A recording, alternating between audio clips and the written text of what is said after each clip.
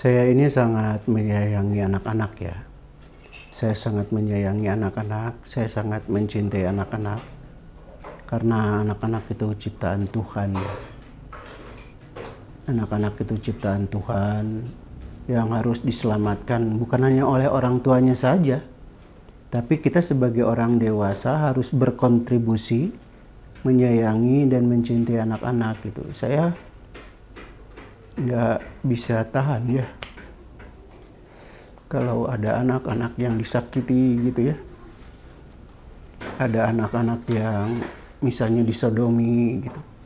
Kan berapa anak gitu ya yang disodomi, padahal anak-anak gitu kan masih polos, masih jujur gitu ya. Anak-anak itu tidak bisa memecahkan masalahnya gitu. Nah sekarang anak-anak itu misalnya disodomi, nah itu anak-anak itu akan jadi predator juga nanti kalau udah besar. Nah saya kadang saya nggak bisa gitu ya melihat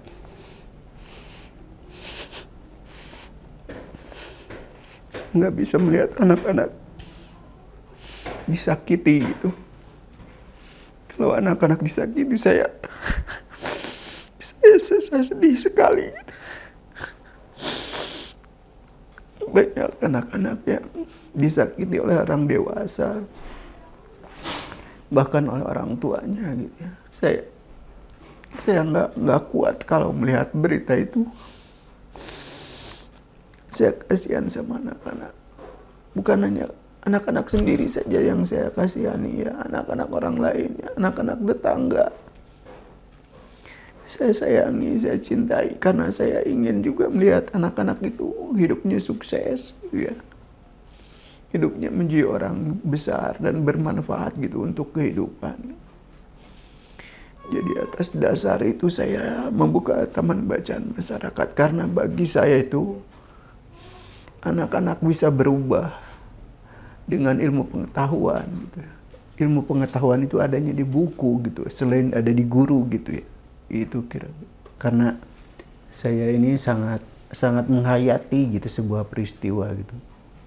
Jadi ketika ada berita di televisi gitu kan, dimanapun gitu di medsos, anak-anak misalnya kan ada kemarin ada anak-anak yang dipukulin sama anak-anak besar gitu kan, harus menyembah, harus mencium sepatunya gitu. Itu kan saya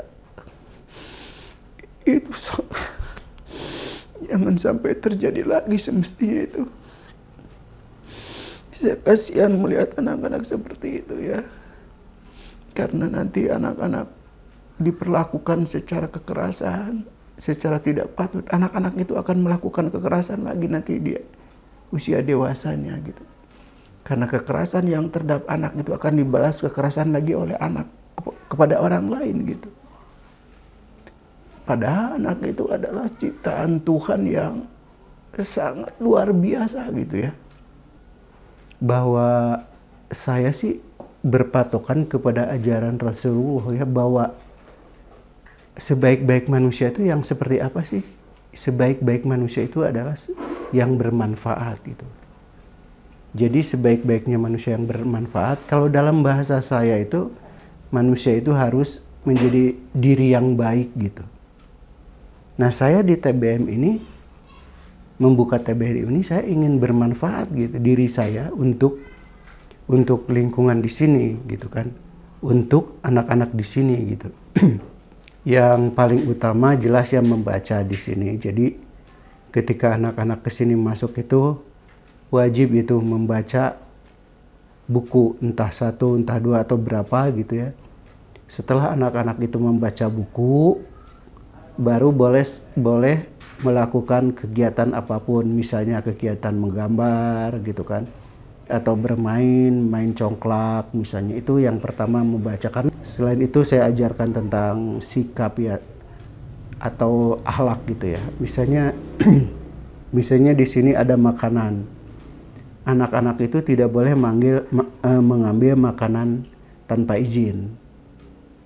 Minta itu sebenarnya tidak boleh gitu ya. Minta itu, Pak minta makanan, itu sebenarnya tidak boleh. Tetapi itu lebih baik daripada ngambil sendiri tanpa izin. Saya ajarin juga di sini bahwa jangan mengambil apapun atau makanan tanpa izin dari saya gitu kan. Kemudian ketika masuk, anak-anak itu harus tersenyum ya, harus mengucapkan salam.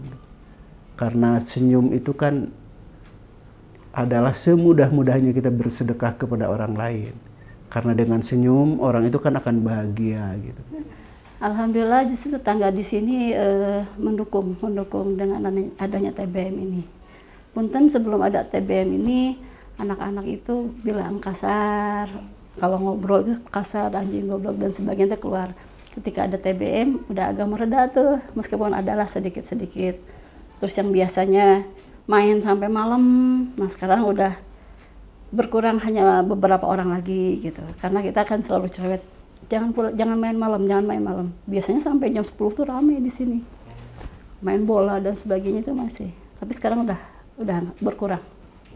Kalau saya, kebahagiaan Pak Budi itu nomor 1 dibanding saya pribadi mungkin ya. Kalau seandainya Pak Budi bahagia, semangat, saya pun ikut bahagia. Jadi kalau selama Pak Budi ingin menumbuhkan TBM, pasti saya support. Tapi kalau Pak Budi misalnya bilang, Bu, udah capek berhenti, pasti saya juga berhenti gitu. Karena bagi saya Pak Budi adalah nomor 1. Kalau harapan saya itu tetap semangat sampai Allah memberikan kesehatan kembali, dan tetap optimis bahwa Pak Budi akan sehat, akan berumur panjang, akan menumbuhkan TBM ini semakin maju. Dan saya berharap juga tetap berkarya sampai titik penghabisan gitu. Jangan sampai istilahnya mundur. Harus maju terus. Tahu dari Pak Budinya waktu itu ngomong waktu pas pulang dari masjid. Katanya anak-anak nanti minggu depan Bapak mau buka taman bacaan. Terus nanti jadwalnya dari jam 1 sampai jam 3. Ajak teman yang lain. Membaca, terus menulis, sama menggambar. Kadang juga kalau misalnya lagi hari-hari biasa suka jemput Pak Budi. Buat Pak Budi di mana? Di masjid, pulang dari masjid. Terus pulangnya membaca. Seneng nggak di sini? Seneng. Senengnya apa? Senengnya banyak teman-teman aja gitu. Di sini kayak nanti kita kan kalau di rumah suka main HP gitu kan, kalau di sini kita bisa membaca.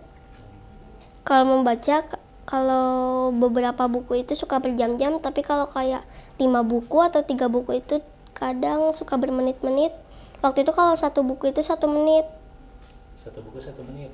Ya, tapi kalau buku yang halamannya sampai 47 atau itu, kalau itu bisa menghabiskan waktu 7 menit. Buat Pak Budi, semoga Pak Budi cepat sembuh, sukses selalu dan panjang umur. Terus kalau buat ibu juga kayak gitu. Oh, tahu kesini dikasih tahu langsung Pak Budi. Pak Budi ya. Terus di sini Kinan belajar apa aja? Membaca, nulis, menggambar. Terus yang paling disukai apa? Membaca sama menggambar. Kalau membaca biasanya apa yang dibaca? Buku apa? Novel, komik, atau buku pelajaran? Buku cerita. Buku cerita. Cerita apa aja? Cerita diawali Assalamualaikum teman baru Aruna. Ya. Kalau Pak Budi cepat sembuh, panjang umur. Kalau TBM jangan tutup. Biasa Pak Budi Sabarudin luar biasa karena beliau saat ini mungkin lagi diuji dengan sakit, sudah berjalan 3 tahun, subhanallah, tapi beliau masih terus berjuang untuk masalah pendidikan. Dengan adanya TBM Budi Ei ini, saya selaku Ketua RW di wilayah RW 06 mengapresiasi Pak Budi ini. Mudah-mudahan program dari TBM Budi Ei ini kedepannya lebih maju lagi. Dan insya Allah saya mendorong masyarakat, wabil khusus anak-anak untuk ikut serta dalam kegiatan TBM ini.